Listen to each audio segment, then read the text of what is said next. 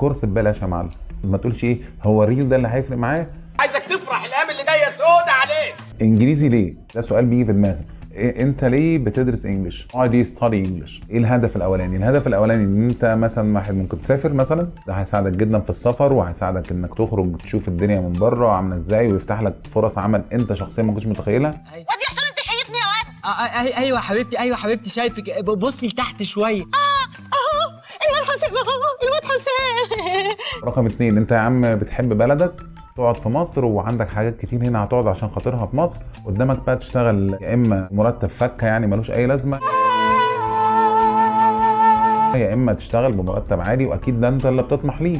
انا اطمح لحاجه عاليه لازم اكون انا بعلي من نفسي، لازم اكون يعني برقي من نفسي. طيب هترقي من نفسك ازاي؟ يا جماعه والله مش عشان انا حاضر لغه انجليزيه فبقول لك الكلمتين دول، اسمع الكلمتين دول كده واعتبرني واحد صاحبك قاعد بيدردش معاك. احساسي قال لي بانك معايا بنفس المشاعر. رقم 1، انت هتستخدم الانجليش في ثانويه عامه؟ هنستخدمه في ثانويه عامه. انا اجيب لك من تحت اهو. يعني مش عشان لبست بدله وجرافته بقيت مستر، لا ده انا جايبها من تحت قوي. سواء في اولى او في ثانيه او في ثالثه فالانجليزي بالنسبه لك مهم. طب انت ما بتحبش التاريخ والجغرافيا وبتاع، هتخش علمي. ما بتحبش رياضه، هتخش ادبي. ما بتحبش انجليزي بقى، هتعمل ايه؟ فرقم 1 هو ما فيش منه ايه؟ مفيش منه فكاك. ايه فكاك دي؟ انا شخصيا مش عارف اعديها لي، ما بجد مش هتعرف تفك نفسك منه. داخلين بقى على الليفل بتاع الكليه.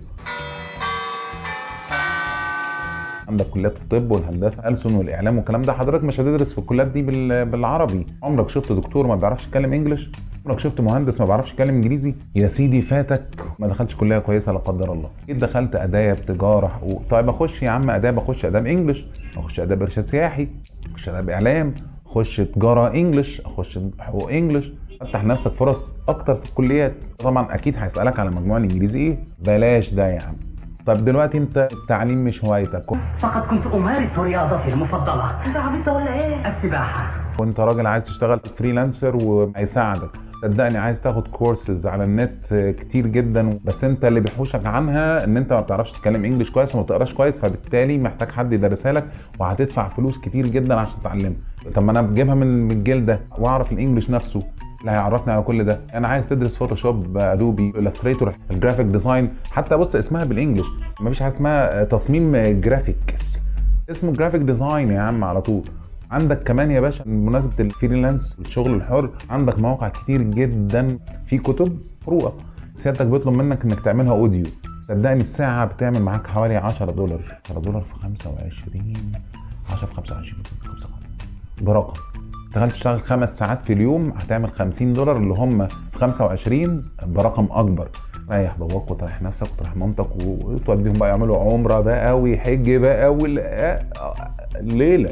في مواقع تانية بتعلم الناس اللي هم جايين من بره عايزين يتعلموا عربي، زي ما انا كده بدرس لكم انجلش بالعربي، يعني بشرح لك انجليزي بالعربي، انت بقى بتعكس بشرح لهم عربي بس بالانجلش عشان دي لغتهم.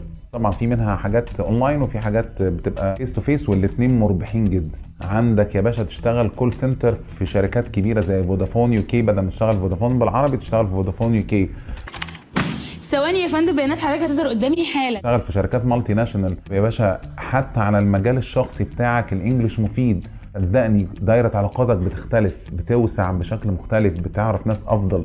عشان يعني بتشر عليك قسما بالله العظيم هتقلب معاك.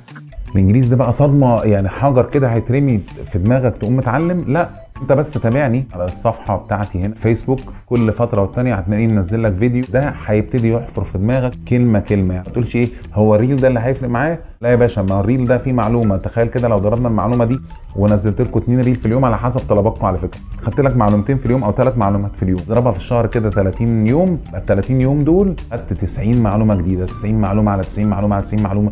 خلي الانجليزي يتسرسب لك كده، مش لازم الانجليزي يترمي حجر كده. طب الجرامر مش مهم؟ لا الجرامر مهم، بس الجرامر مهم عشان ننجح في الامتحانات، انما المهم بقى عشان تنجح في الحياه مره تحفظ كلمه، مره تحفظ اكسبريشن، مره تحفظ ايديوم. هحكي لك موقف وصدقني انت اللي كسبان. وما ننساش برضه بعد اذنك تعمل شير للفيديو ده عشان تفيد غيرك. كورس ببلاش يا معلم. اشوفكم دايما بخير. بروف عمرو الدين.